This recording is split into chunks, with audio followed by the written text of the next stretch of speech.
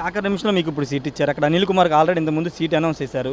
ఆయన అసంతృప్తి బయట పెట్టే అవకాశం ఉందా? ఆయన ఏ విధంగా కలుపుకుని ముందుకు వెళ్తున్నారు? మడకశిర నియోజకవర్గంలో సమిష్టి నాయకత్వంలో అందరి సహకారంతో అందరినీ కలుపుకొని అందరి నాయకత్వంలో పనిచేస్తారు. అంటే మీరు 5 ఏళ్లుగా అనేక పోరాటాలు చేశారు, ప్రభుత్వం మీద అనేక విధాలుగా ఫైట్ చేశారు.